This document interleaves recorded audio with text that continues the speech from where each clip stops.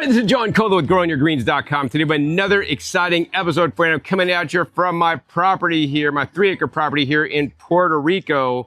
And I'm a good friend, best friend, Kaelash, who owns property 5 acres right next to mine. And in this episode, we're gonna go ahead and give you guys a dual update on what we are doing to turn this 8 acres of land into a permaculture food forest, yoga, meditation, healthy eating, detox retreat center. Because I think we gave you an initial episode originally, and then Kaelash hasn't been in any of my updates for quite some time, and he actually has been quite a busy boy around his property. So Kaelash, what has happened since the last time you're in my initial episode when I bought the property? I'm excited to see that some of the trees and plants are bearing fruit now. Some that are planted and some that I discovered that I didn't even plant. The birds planted them, literally.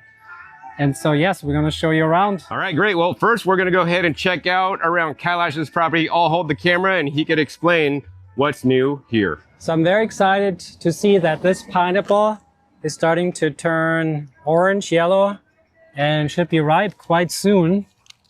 And this was one that John sent to me. And it's one of those non-acid sweet pineapples where you can also eat the core. And so I personally have an issue with acidic fruits, and I love pineapple, but I can't eat pineapple because it burns my mouth, gives me canker sores. So to have this here on this property is very exciting to me. I'm so much looking forward to eating this pineapple very soon. We've got a few more, like 3 more plants, and 2 more have pineapples on them. So I'm very excited about this. I will for sure save the top or plant the top and the offshoots as well. So over time, we will have a pineapple forest here of this special rare variety of pineapples, which I've looked up and it seems to be called sugar or sugarloaf pineapple. So we'll see what we get here. All right, guys, so now we're at the front of Kaelash's property, but this is basically adjoining my property, and we're here at the street. And I don't know where my property line is exactly, but basically you could grow up to the street because the city doesn't really take care of it here. I've been having to take care of it, so I keep it trimmed down nice. And the goal is to get this area fully planted out in something like vetiver or something that'll hold the soil, because basically it's just kind of some weed grasses that continue to grow. But you can see basically all the trees that I have planted in this area were basically free. So these guys are Mexican sunflowers. They're great nitrogen fixing crops for chop and drop. You could also take the cuttings and stick them in. That's how we started these guys. Then of course, from cuttings, I have the Chaya, which has done really well. This is basically like spinach. You do need to cook this to eat it. And then from the neighbor literally across the street, we got all these coconuts, and we plant them every 20 feet. These are kind of like semi-dwarf coconuts. And this goes all the way down to most of my property line, all the way down where we got just the repetitiveness of these crops that we hope to plant more of in the future along literally the guardrail of my property. All right, guys, so this is the update on the nursery. We've had to replace the shade cloth a little bit, but you can see we have all the trees and plants that we're going to be planting out on the property in their baby stage, whether we got like a lot of different seedlings coming up. So we have things like the chacharoo, some grafted mangoes, and then we have a lot of the bele, some jabaracaba, flat leaf siso spinach. But yeah, mostly got a lot of bele because we really want to get this out. And if you look closely here, you can see there's these little wild cucumbers hanging. These just kind of grow wildly in the nursery there. So you just come and snack on wild cucumbers. They're nice and crunchy. But yeah, this on an automatic irrigation system comes off, whether it's going to rain or not, for like a minute. And that's all we need. In the nice tropics, all these plants are doing beautiful. So I'm very excited to see that finally I have some papayas here. I planted these less than a year ago, and I already harvested a few here. This one is beginning to turn yellow. And then there's a bunch of little plants here, and then a coconut in the middle. So at some point I believed that one should not plant different plants or even the same plants too close to one another. But what I'm seeing here is the more I plant things together close to one another and different varieties, the better they do actually. They seem to thrive in the company of other plants. So here we have the coconut, the papayas, and then further down I'll show you, I also have a bunch of different plants growing all together, very close to each other. So here's another example, another coconut palm, and then the pigeon peas, the bananas, all growing very close to one another, happily supporting one another. And the pigeon peas, of course, they help bring up nutrients for the banana plants and the coconut palm. So I'm very proud of this coconut palm.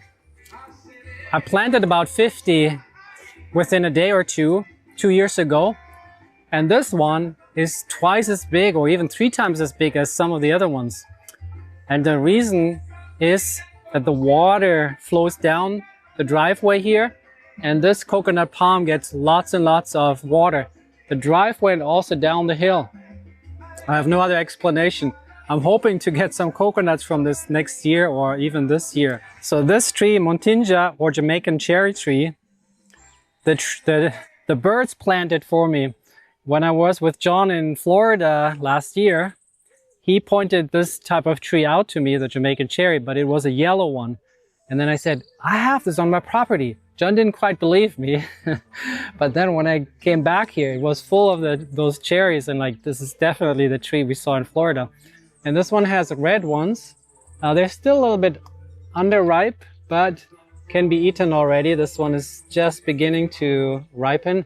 And this tree is packed. There's hundreds, maybe thousands of cherries on this tree. Let's see. Still quite green on the outside, but the inside is very sweet already. Tastes like nectar, agave, with a little bit of a bitter aftertaste.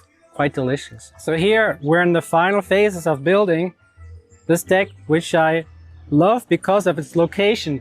It's right under this tree, partially right under the tree, which gives shade and fruit. Then there's also a noni tree on the other side, another tree that probably the birds planted.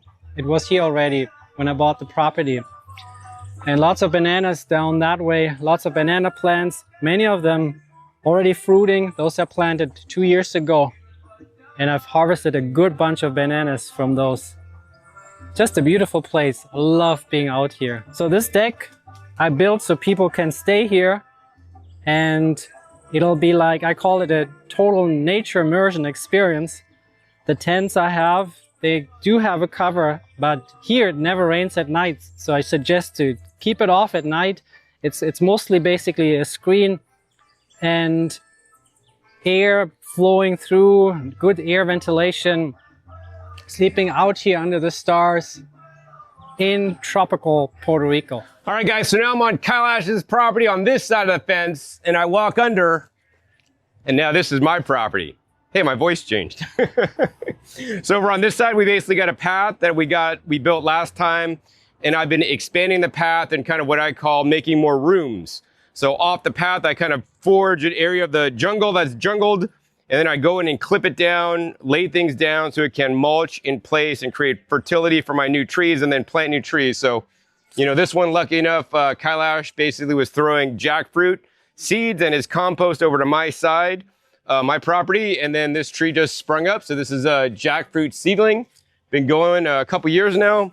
And let's go ahead and show you guys the new progress I've made on the path, including cutting down some old trees that were basically full of termites, which is fun. So I'm currently walking down the path. I basically started forging a new path down this way. It's mostly opened up, but I need to clear it a little bit more because we dropped the tree yesterday. And it kind of continues down there. So I work my way up down to over there, and I need to finish clearing the rest of this. Hopefully I can get that done this trip. And then further down, like a lot of the trees that I planted last trip, which was about 6 months ago, are doing great. So this is like my cinnamon. It's really been doing good. My long on is really sprouting up really good.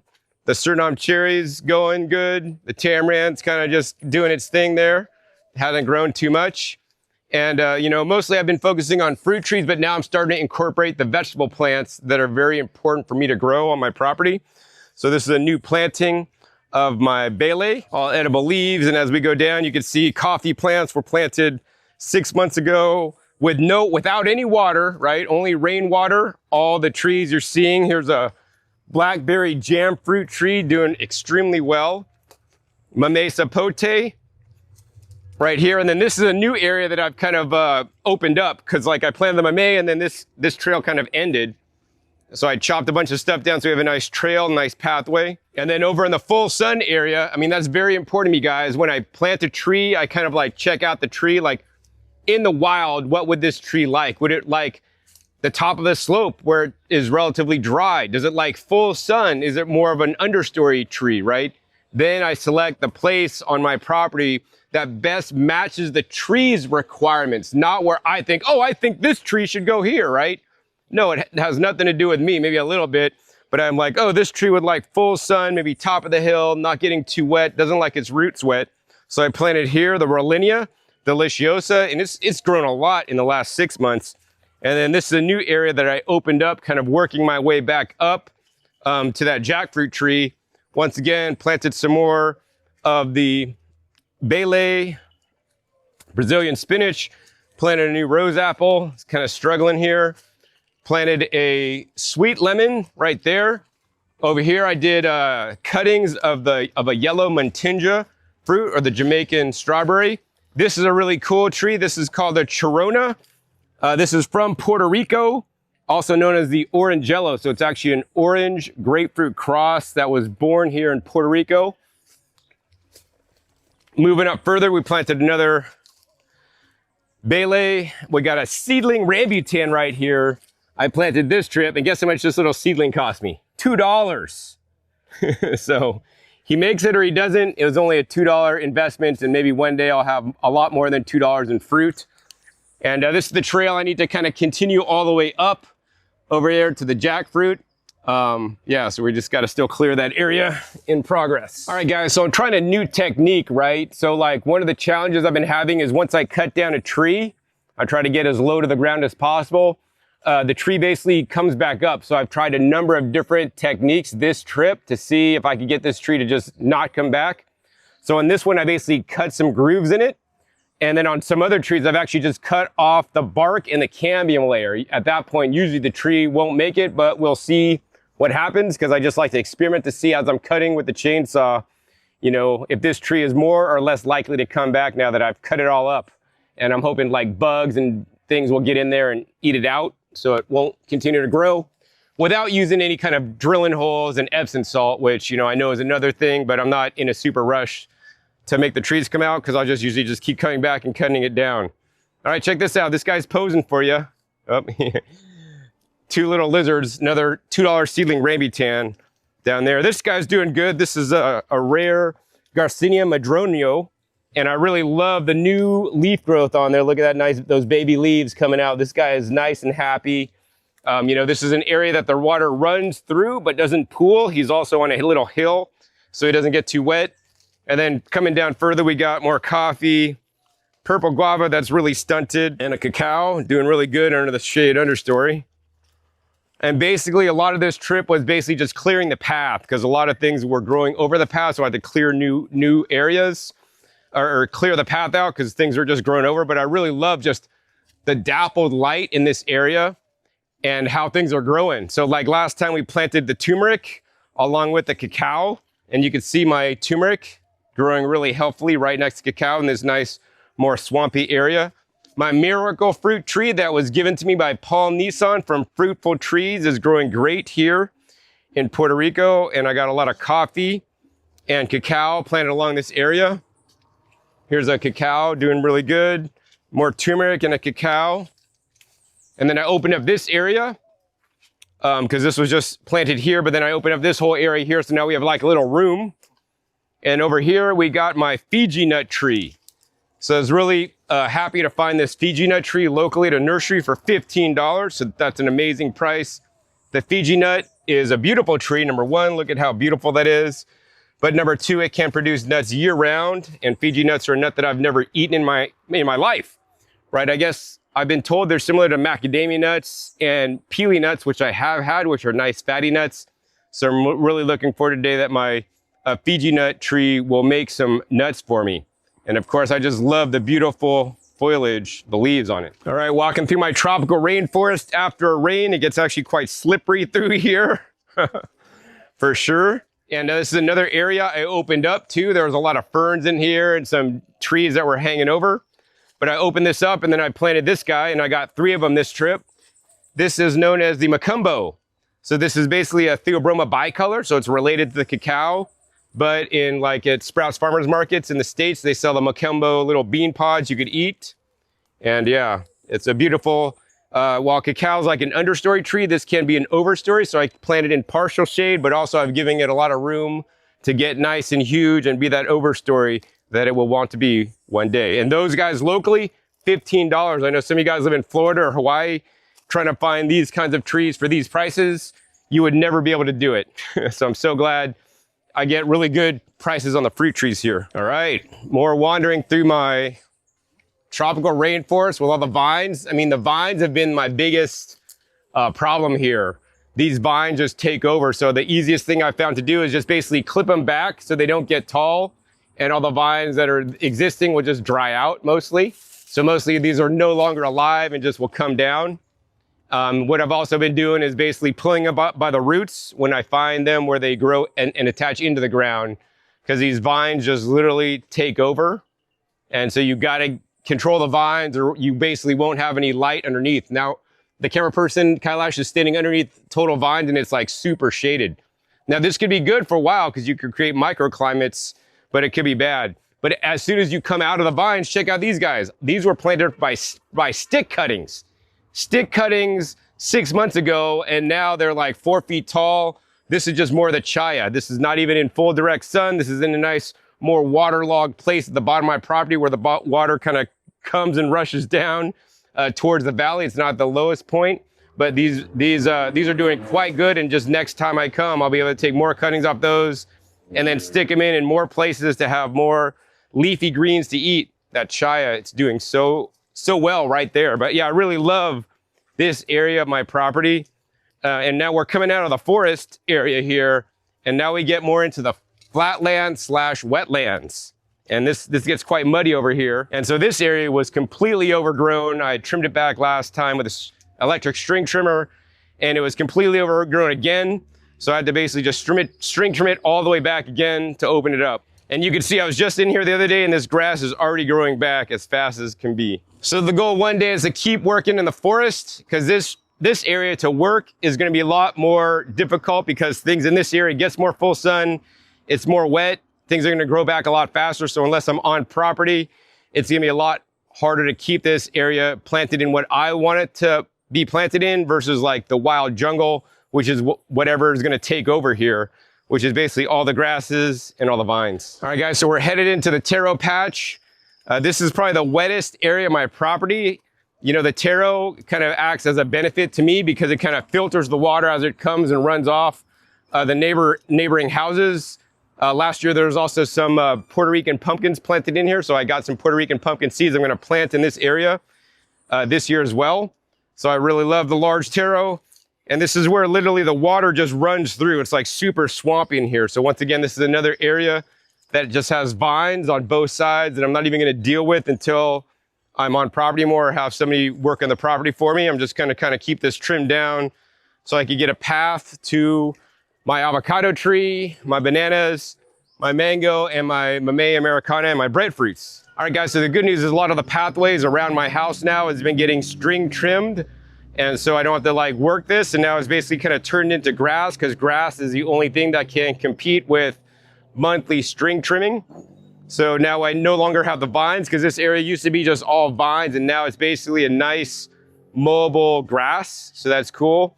Probably the biggest accomplishment this trip was I met with a contractor who seems legitimate. I went and visited 2 of his different jobs that he's doing. And he's likely to get hired to finish my house, get the roof on it, get the bottom floor done, where I will have basically 2 shared Airbnb studios and or for lodging for people that are gonna help me on the farm, as well as the upstairs done. So yeah, that's the main update for me here on the property. As I continue to plant more tropical fruit trees out in the main forest area that is the easiest to maintain, while I am still just visiting every 6 months. And hopefully next year, my house will be done. So let's go ahead and summarize with Kaelash on one of his newly built decks. All right, guys, so the last update in this episode is I want to share with you guys what Kaelash has been busy building. So Kaelash, what do we have behind us here? A deck. A deck. And a tent. And a tent. Okay, what are you going to use this for? I'll be sleeping there from time to time because I love this place so much. But actually, it's for visitors. So many times my guests had to stay in Airbnbs like you as well. Yeah. And now I have this and I'm so excited about it. And I consider it glamping because we have electricity down here, warm shower, solar, heated shower.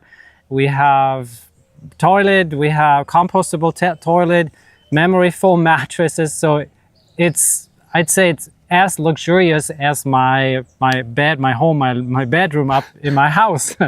But actually, to me, in many ways, much nicer because this tent is quite open. And here at night, it doesn't rain. During the day, put the flap, put that outer cover on so it doesn't get rain into the tent. But at night here in Puerto Rico, it almost never rains. So I don't have to worry about getting wet in the middle of the night. So now I have the ability to receiving people here in Puerto Rico. Wow, that's amazing, Kaelash, because I know a lot of people have reached out to me. John, could I visit your farm? And guess what? Now you guys can. If you guys want to stay here with Kaelash, he could tour you around my property as well and see everything that I'm growing. See what we just talked about in this very episode. And of course, Kaelash, what are your plans for right below on the other side of the deck? What are you going to plant down there? So we got the jabuticaba tree that'll go there, the rambutan we just got, and the amazing rare mango tree we got in Florida. Ah, yeah, those name cultivars, the grafted mangoes that were kind of expensive, actually. And then the coconuts left and right of the platform. Bananas right in front of the platform that we're looking at in front of us. Lots of bananas. Wonderful. So if somebody wants to have the on-farm experience here in Puerto Rico to experience the land camp glamping here with Kaelash, how can they do this, Kaelash?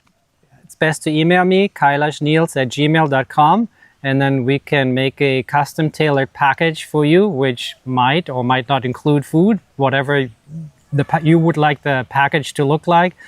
Make smoothies, as you know, and had a few here during your stay. And I source, I'd say at this point, about 50%, sometimes 80% of the ingredients that go into the smoothie from this property. My goal is 100%, and I know we're not too far away from it. So whenever you watch this video, we might be already, well, depending, if you want it very simple, I can do 100%. If it's banana, papaya, let's say, mango, and greens, that we have available. But then if you want some other things in the smoothie that we don't grow here yet, then it won't be 100% grown on the property yet. All right, wonderful, Kaelash. So what are your future plans? Because I know now that you have this actually two decks built, what are you going to be doing for the property next to move towards our goal of, once again, that healing, meditation, yoga, healthy eating, living, gardening retreat center that we're focused on building? I really see this as the sprout. So this is kind of the first one that came out of its shell and started sprouting. This is the first. In fact, we have two. So these are the two first platforms and decks.